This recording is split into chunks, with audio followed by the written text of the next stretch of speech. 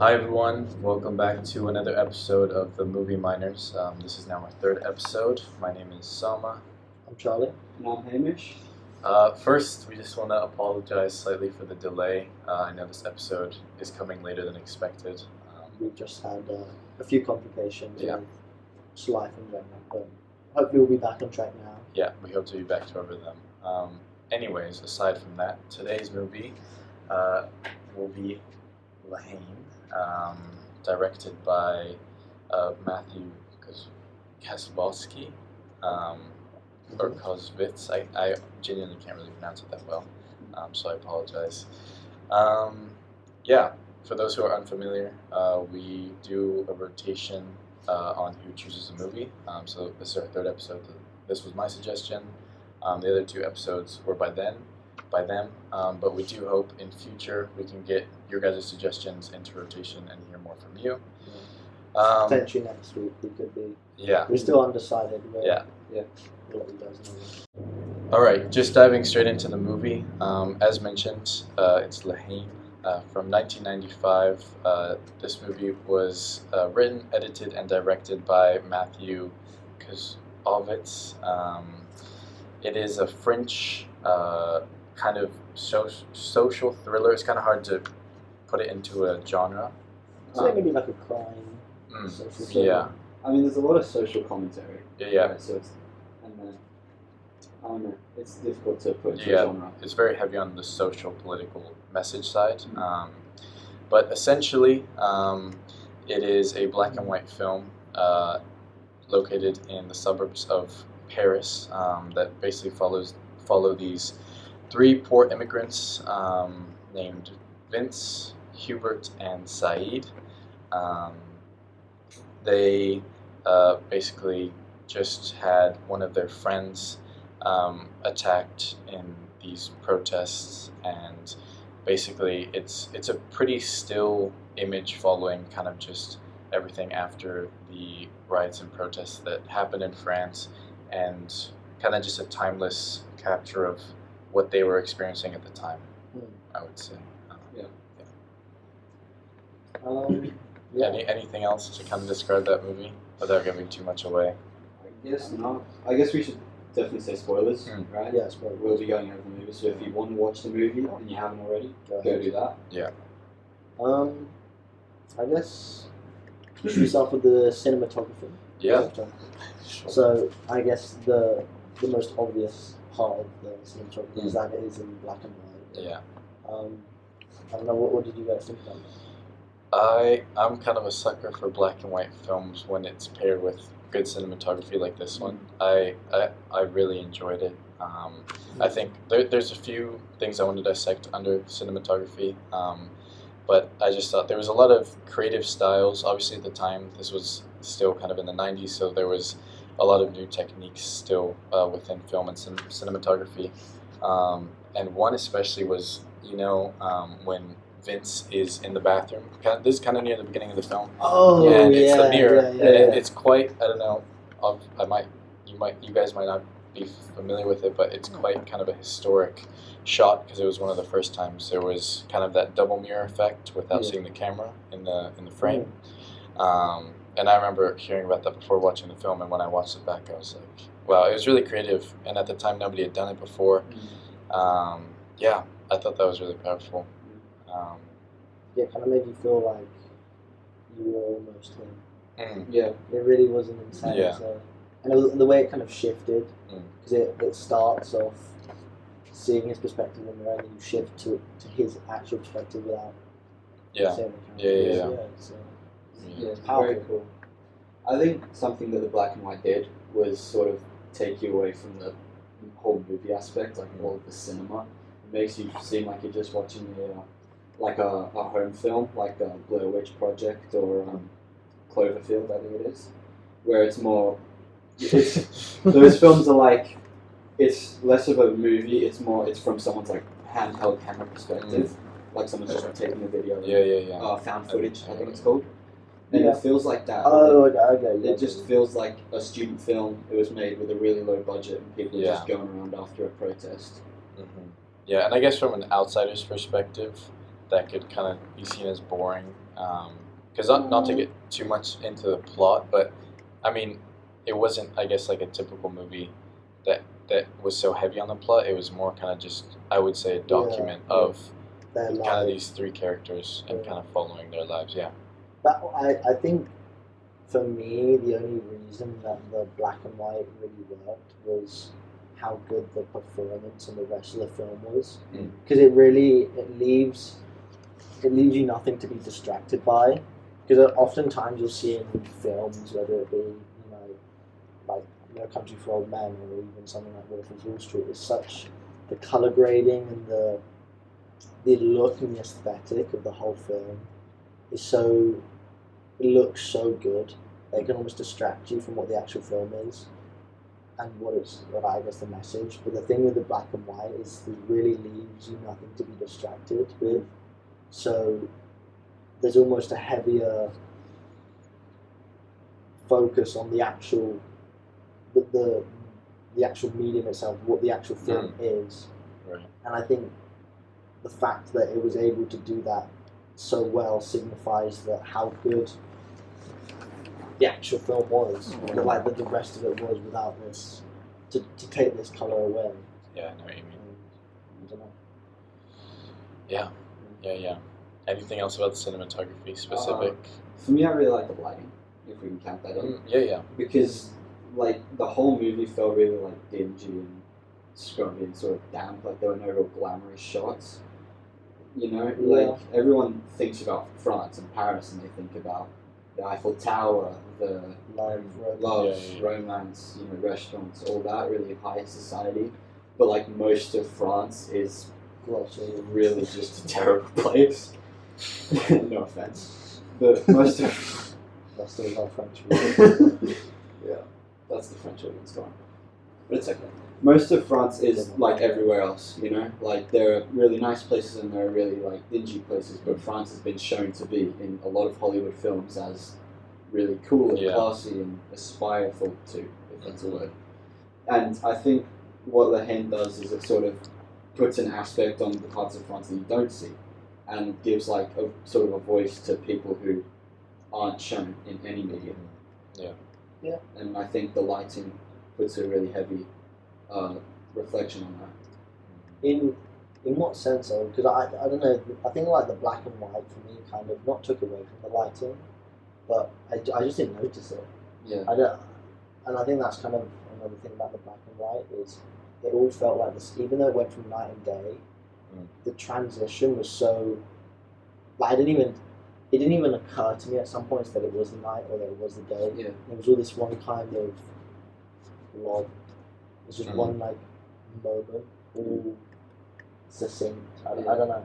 For me, it's more like it feels like not professionally lit. Is what I'm trying to say. Like when there is a light in frame, that light's taking up a lot of like focus or attention. Like if you can notice it, but when they're in like inside buildings and there are lights, it sort of fogs up or it blurs out because that's the effect it has on the camera, right? And so it feels more real and more grubby.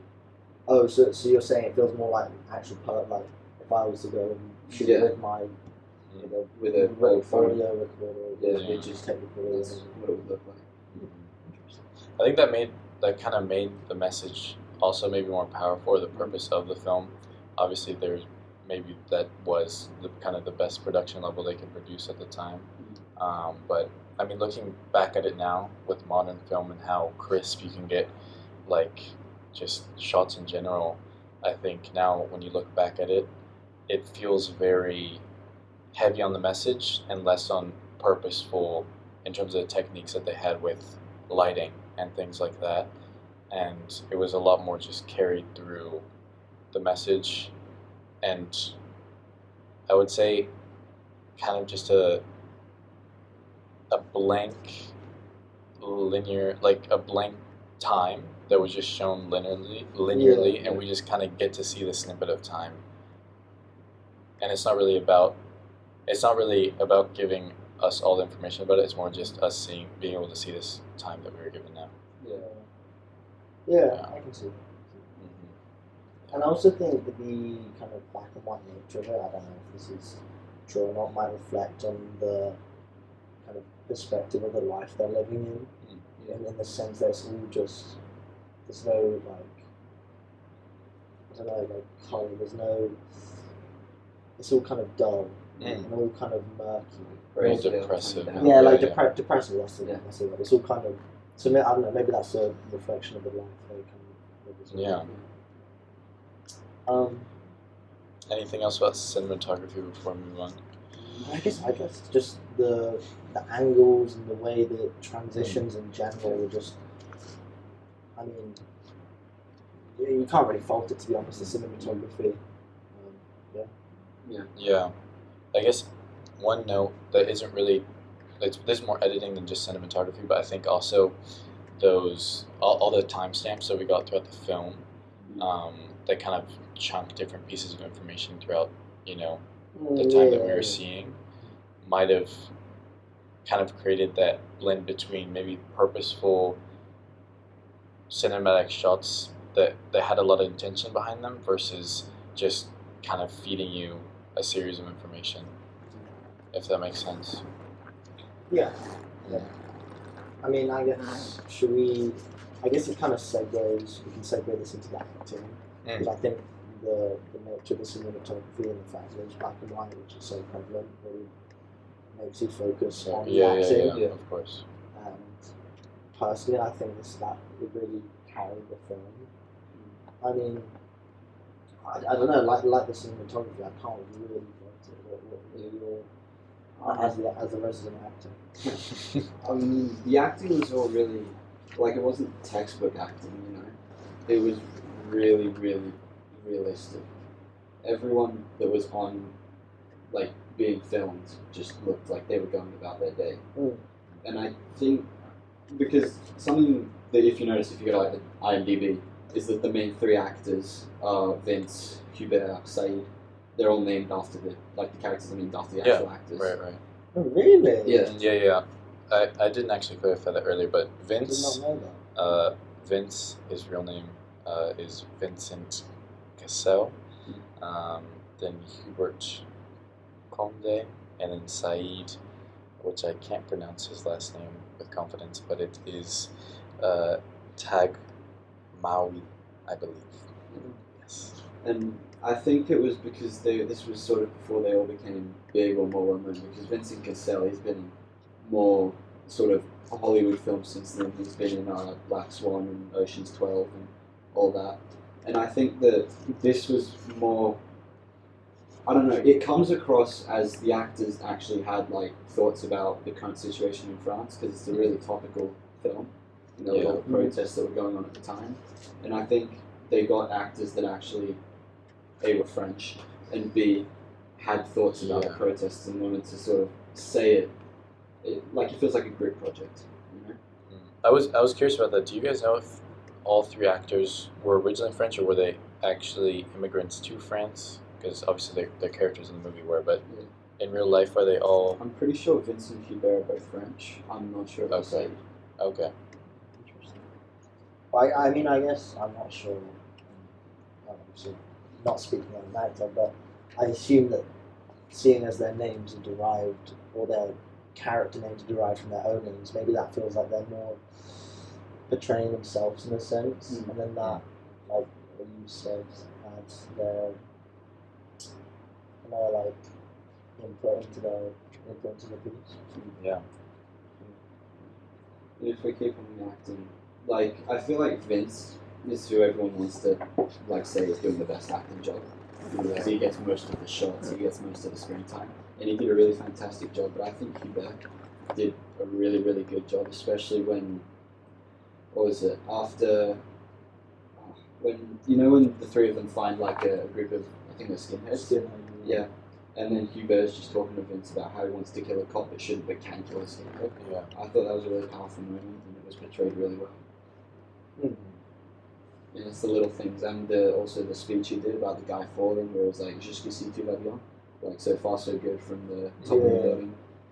Him just, I feel like everything he says has reference to it, Yeah. And I also think part of their acting, the way they do such a good job, is you really feel like you're getting an insight into what it was like. It honestly just felt like a day in their lives. Yeah. Because a lot of it also they were literally just doing nothing. Yeah. Like that is a lot of the movie. Especially that shot when they were sitting kind of in the park. It was in the Yeah, park. Yeah, with that little kid. And it's kind of sad because they find Yeah. that like I assume heroin. Yeah, the or heroin. some kind of mutant. I don't know. I think it really portrays, not like I know, but to me it seemed as if it portrayed that existence quite well. Truly, yeah. I mean, I think it's so easy to just look at like majority of the films, especially the ones that we pick. Obviously, they come from a place that they're already high rated, so we're kind of expecting something. And it's easy to say that the acting is just good and everything that we've kind of watched so far. But this movie, especially, I really do get what you're saying with it being very like. It didn't even really feel like acting. It was very passionate with each character. It didn't seem like they were even trying to adapt to a character to experience what they were showing, but it was just very prevalent, like, this is who I am and this is like what I'm doing, and it was just a very still and transparent kind of view of everybody. Mhm. Yeah, I thought that was just fabulous. Something that I really liked was portrayed was the friendship, because those boys must have split up like at least 4 times through the running of that movie, but they always just ended up back together, like through luck or them just chasing down events or whatnot. Yeah. And I really liked the moments where they were all just sitting down and calm, just talking to each other, or when they were in the wall just watching the little documentary that was playing. I really just found that like comforting. Yeah. You know, And and I guess another element like that, like them coming together and then just, like you said, like doing the most menial, just sitting down talking to each other, is why I think, I mean, at least it resonated with me a lot, just because you can understand, even if I've never been in that situation, you can kind of understand just the friendship, and that is kind of what helps, I think, make it feel so real, because even though you don't know the vast majority of people, including us, you know, we don't know, we've never been in that position, but we know the friendship, we know that, you know, having fights, then come back together, like that kind of thing. And I think that adds to the, to us feeling the culture and the life they live. Yeah.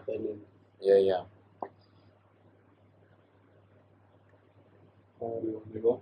Yeah. I mean, the other thing that I thought that we've honestly just kind of covered in dinner already, but the plot was something that I wanted to talk about.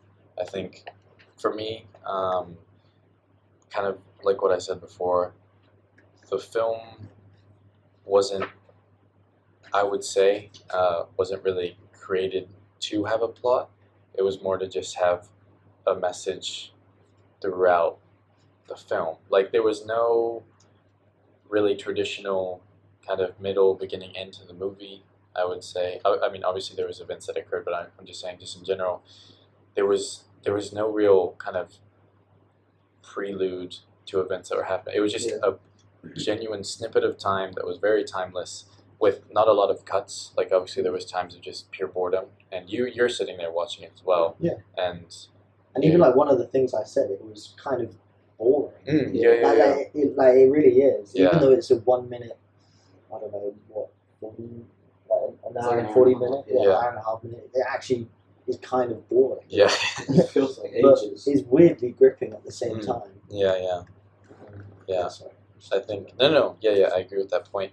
One other thing that I wanted to bring up that we haven't really talked was the opening to the film has, I'm not sure about this, but I believe, you know, all those shots of the protests and the riots, I believe was real footage. Yeah. I'm sure right? it was, And I think that kind of added layers to the meaning behind the film, because I remember it must have been at least a minute or two of just, you see those riots and they had, I think, Bob Marley playing, which I liked, but I thought it kind of left us in the middle between getting fed kind of what had happened I think at that point you don't really understand that. Like you Mm, don't yeah, yeah, understand yeah. that till the movie. Tell gets in the them, way. yeah. And I think they kind of just feed you a little bit so you can kind of feel how real it is by showing that real footage, and then you just for the next hour and so you're just watching these three people specifically and how it impacted them very transparently. Mm. Yeah. One thing I want to talk about with the storyline is how it goes from that. It felt like a kind of constant up, down, up, down. So you'd have long periods of like them literally doing nothing, like we said before, but then so quickly, within a second, the tension becomes Would so spike, yeah. like I don't know, like for example, like the Russian roulette one. Like that really came out of nowhere and just it felt so tense.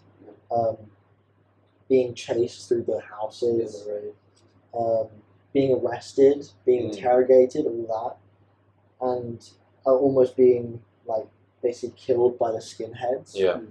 Like all of that was just so. I don't know. Like it was. I think that was the great. That was why the storyline was so great, even though there was nothing to it. It wasn't going anywhere. It wasn't like I don't know. I get what you mean. Yeah. There was just spurts of events that happened, kind of like real life. Yeah.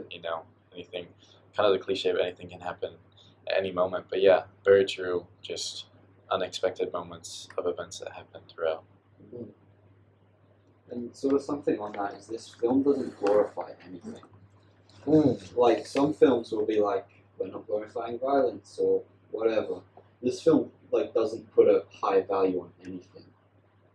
Like there's Vince who wants to kill a police officer, but he never really gets to. I mean, he just never gets to, and everyone's telling him it's a dumb idea.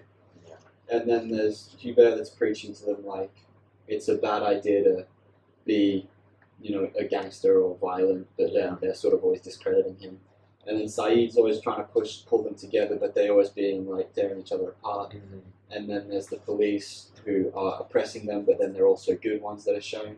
And then there's like nothing is really, everything's shown in two parts. Yeah. Like a good aspect and a bad aspect. And I think it sort of helps to the fact that it seems more realistic than a movie that would show a clear protagonist.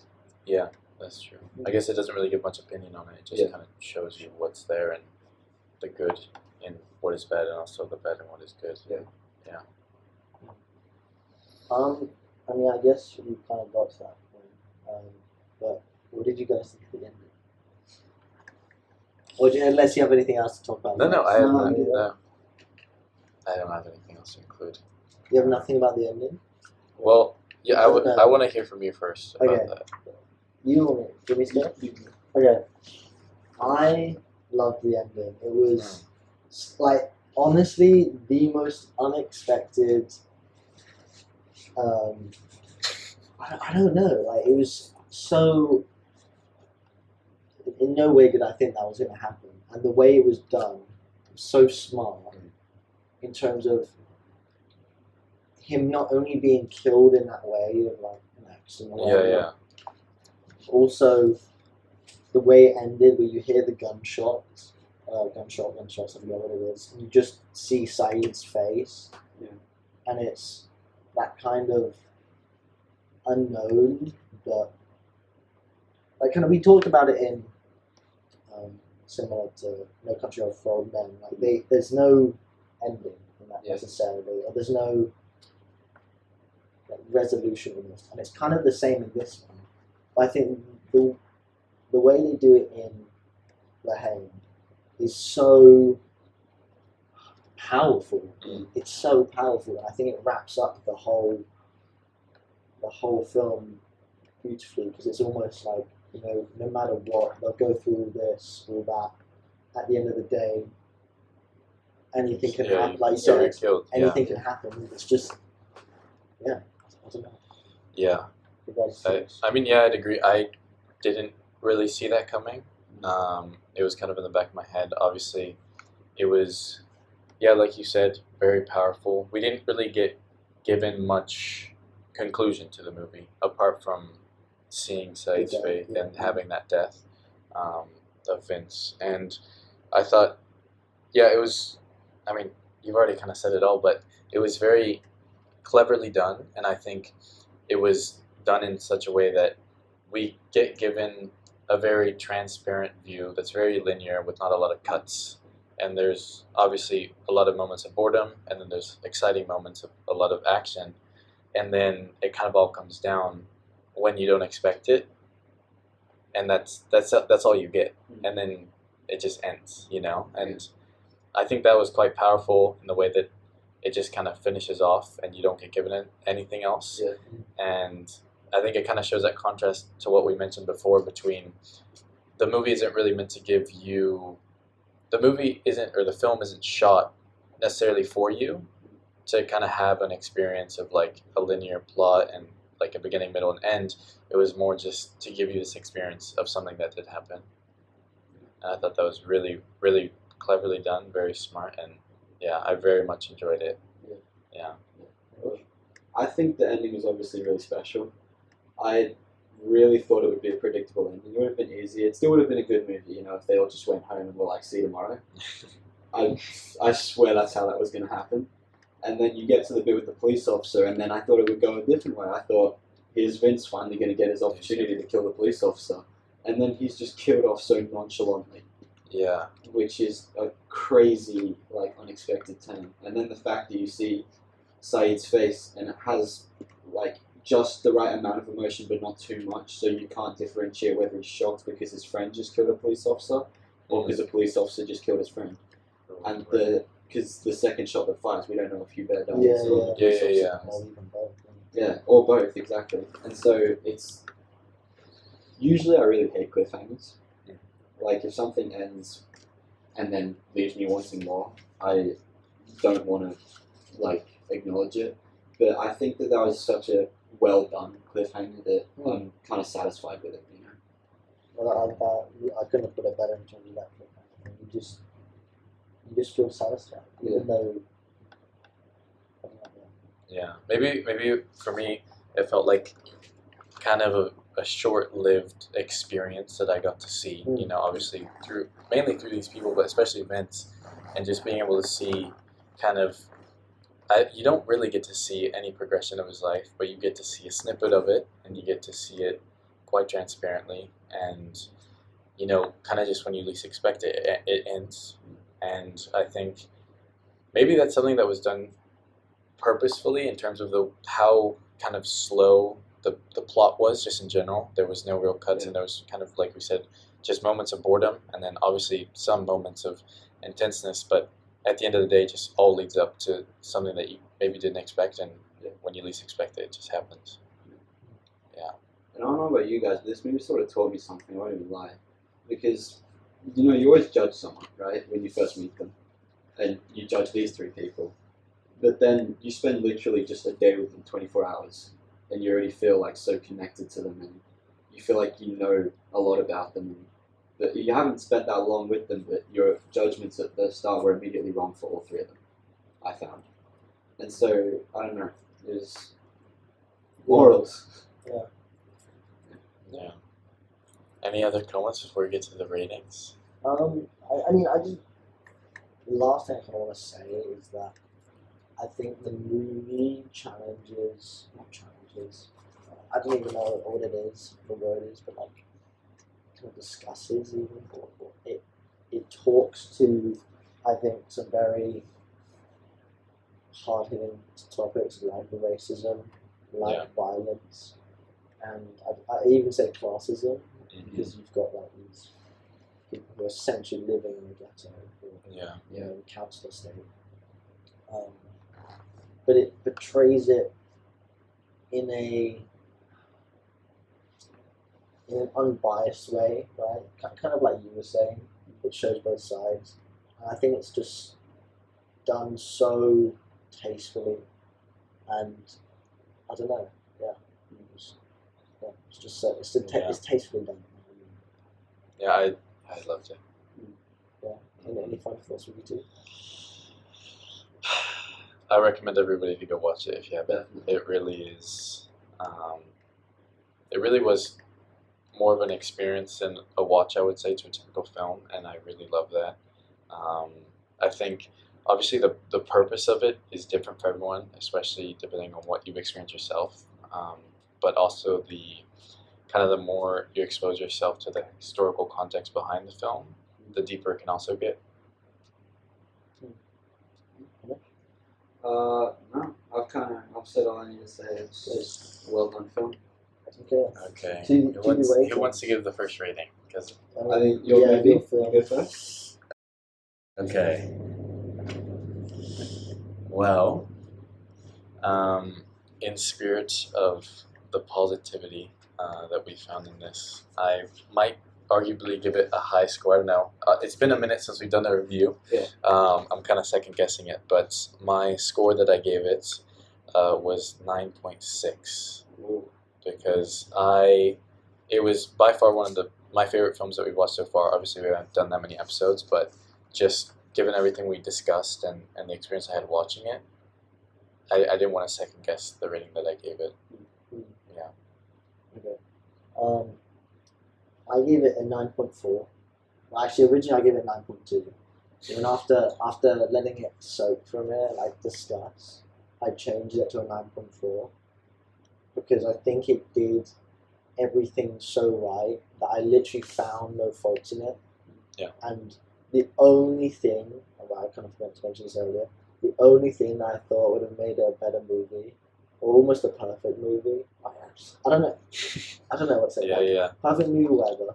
I'd say a great movie because I don't know what I'm saying, but I think what I would have liked it to be is a bit more graphic, like to actually show that. Because even though it really portrayed violence in a negative way, I think it could have been a bit more graphic and made it even more like showing more suffrage. You mean? No, like when you see someone get shot. Oh, you see okay. Like you see them get shot, like that would be like. Yeah. I'll bleep it out. It would be like even more so. And Yeah. That's the only thing for me that could have improved the movie. Okay. But otherwise, You like to see that. Yeah. You had similar comments. It's not in No that I Country. like to see that. That I'd like to see that, but seeing it makes it so more stick with you that I think that's what makes it a good movie. Really visceral. Yeah. So that's my final score and my justification. I feel kind of weird. I've marked it a bit lower than you guys. Okay. The thing is, I think this movie is 100% worth a watch. Like this movie is definitely worth seeing at least once. But once you watch it, it's more like, I don't know, in terms of a movie that I watch for like all aspects and just to enjoy it.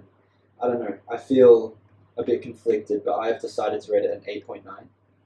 But that's just in terms of, for the normal formula I've gotten from movies, what I'm used to watching, it doesn't fit in with that, but it's definitely worth watching. Like, you definitely should watch it, but it's sort of, I don't know how to explain it. It doesn't fit into your, like, what you usually like in movies. Yeah. It's just, it feels more like a mix between a documentary and a movie than just a full-on movie, if that makes sense. And so I marked it down a little bit for that, but it's definitely a fantastic movie. Yeah. All right. First of all, thank you everyone who commented. We see a lot of engagement, which we love. We love to see. It's fantastic. So we're just going to spit out a few suggestions that we received from you. We have Pink Floyd, The Wall. We also have Big Lebowski, and that's actually it. Yeah. Okay. We have two suggestions. But we appreciate you for that. Yeah, thank you guys. Yeah. Please make sure to keep commenting. We love to see you guys in the comments. So, I don't know. Do you guys know anything about the movies? I know not Pink Floyd. I know Lebowski is another Cronenberg movie. Okay. Okay. Well, then maybe I know Pink Floyd quite a bit. I mean, in Oh, terms you of the do? band. I know I've been meaning to watch The Wall for a long time. I know it's very good. It's kind of more. I haven't watched it yet, but I'm pretty sure it's kind of touching between like a very extensive music video with a lot of like detail and expression, and then a film. You know. But I've been meaning to watch it. I've heard from a lot of people that it's very good. Okay. Well, I mean, I assume it's not a director we've watched before. So. I don't think so. No. I'm happy to do that one. Yeah, I'm good. Yeah. Okay. Sweet. Well, first fan. Should I read out who it was from as Yeah, well? yeah. All right.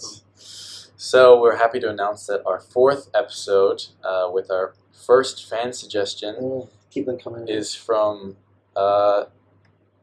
user is5 meow. No, thank you, Alexandra Scott, for your comments. We will make sure to watch that and review it in our next episode. Thank you guys all for your support. We love being part of this process and just doing it all. Yeah. Thank you very much. It's been the Movie Miners. Yeah.